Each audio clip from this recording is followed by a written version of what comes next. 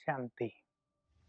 15 अगस्त का आनंदों से भरा हुआ दिवस सभी को उन क्षणों की याद दिलाता है जब भारत ने स्वतंत्रता की खुली सांस ली थी, जब देश आजाद हुआ था, जब हमारी लंबे काल की बेड़ियां कट गई थी, हम अपना विकास करने के लिए स्वतंत्र हुए थे, पराधीनता सदा सदा के लिए समाप्त हुई थी। आज के दिन सारे देश में देशभक्ति के गीत चारों ओर गूंज रहे हैं। हर व्यक्ति के मन में एक जोश है, एक उमंग है, एक वीरता का भाव है। कितना सुंदर दिन है ये हम सभी भारत वालों के लिए। चारों ओर उन लोगों को भी याद किया जा रहा है जिन्होंने इस महान कार्य के लिए अपनी कुर्बानियां की, बलिदान किया, तन मन धन लगा दिया, अनेक तरह के कष्ट सहे, लेकिन वो तो अमर हो गए। कई लोग प्रश्न किया करते हैं कि इतने वर्ष भारत को स्वतंत्र हुए हो गए, विकास कहाँ है, उत्थान कहाँ है। ऐसे लोग शायद भारत की अति श्रेष्ठ, अति सुंदर छवि को देखना चाहते हैं।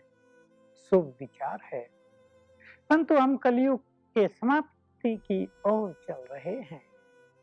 दिनों दिन यहाँ पतन है। ऐसा हम नहीं कह सकते कि स्वतंत्रता के इन वर्षों में कुछ भी विकास नहीं हुआ। बहुत हुआ। कृषि के क्षेत्र में, विज्ञान के क्षेत्र में, टेक्नोलॉजी के क्षेत्र में, हमारा उत्पादन, इंडस्ट्री, सब क्षेत्रों में, आर्थिक दृष्टि से, एजुकेशन के फील्ड में हर तरह से हम आगे बढ़ गए। क्या नारी शिक्षा में बहुत ज्यादा विकास नहीं हुआ? बहुत हुआ है।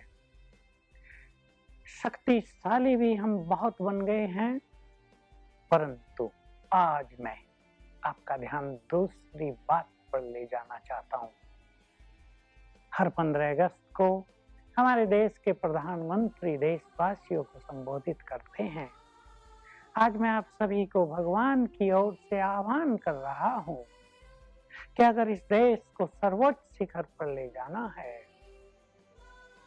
अगर हमें सचमुच घर घर को मंदिर बनाना है, अगर हमें घर घर में सुख शांति के दीप जलाने हैं, तो हमें दूसरी बेड़ियां भी काटनी होंगी। जब तक वो पराधीनता सबके पास है, तब तक देश सच्चे अर्थों में विकास नहीं कर सकता।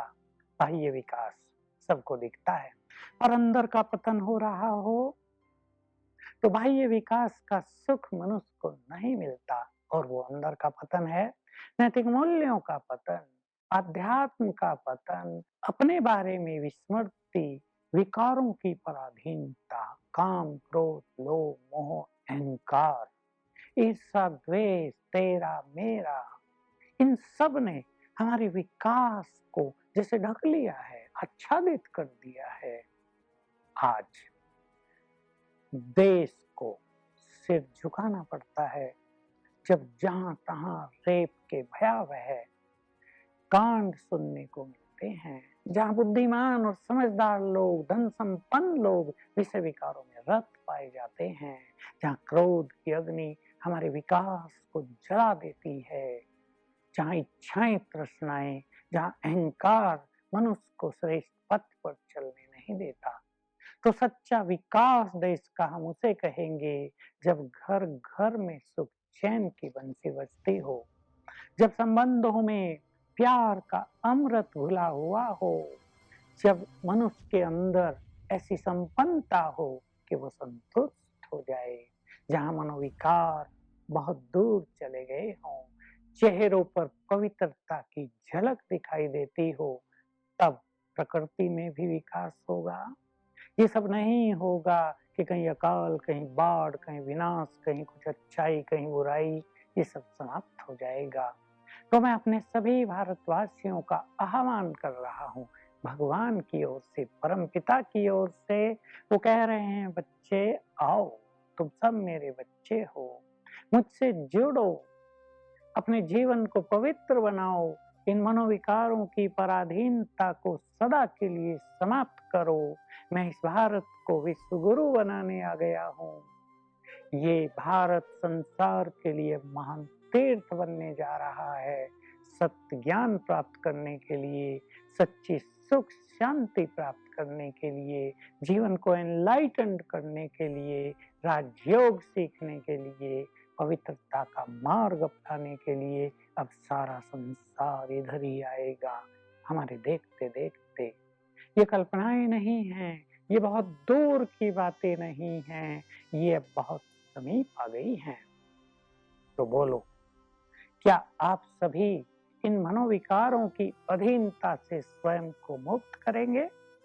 तब हमारे अंदर आत्मबल बहुत आ जाएगा, हमारा मनोबल बढ़ जाएगा और हम किसी भी कार्य को करने में बहुत हिम्मत के साथ, दृढ़ता के साथ आगे बढ़ेंगे।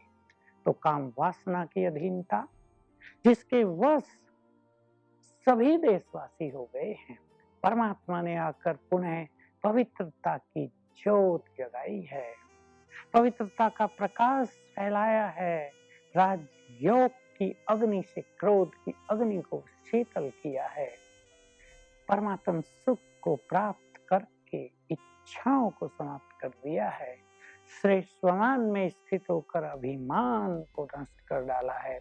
ये अधीनता नष्ट होगी, हम स्वावलंबी बनेंगे, हम पवित्र बनेंगे और पवित्रता ही भारत की सच्ची शान है, पवित्रता ही भारत की रियल कल्चर है।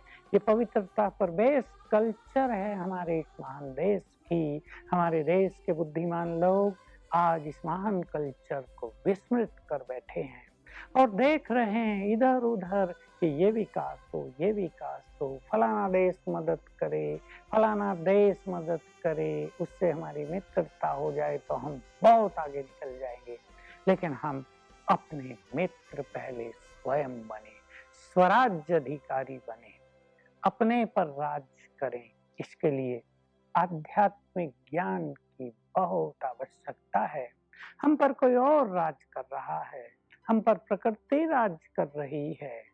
बाहरी राज्य की बात अलग है, उसके बारे में तो हम स्वतंत्र हैं, परंतु हम स्वयं के अंदर के राजा बन जाएं, अपने मन के मालिक बन जाएं, अपनी बुद्धि को डिवाइन करें, तो हम इस भारत देश को बहुत महान बना देंगे। तो जैसे स्वतंत्र कराने के लिए वीरों ने बलिदान दिया, क्या भारत को माया की पराधीनता से मुक्त करने के लिए हम भी मनोविकारों का बलिदान करेंगे? तैयार हो जाएं आप। ये भारत भूमि अब स्वर्ग बनने वाली है, सच्ची स्वतंत्रता हम सबको प्राप्त होने वाली है। इस श्रेष्ठ दिवस पर आप सभी के लिए शुभकामनाएं हैं, शुभ भावनाएं हैं। आप महान बने और हमारे देश को महानता के गर्व से श्रृंगारित कर दें। Om Shanti. To watch Peace of Mind channel videos on YouTube, subscribe us on youtube.com/tvpeaceofmind. Just a click for a peaceful life.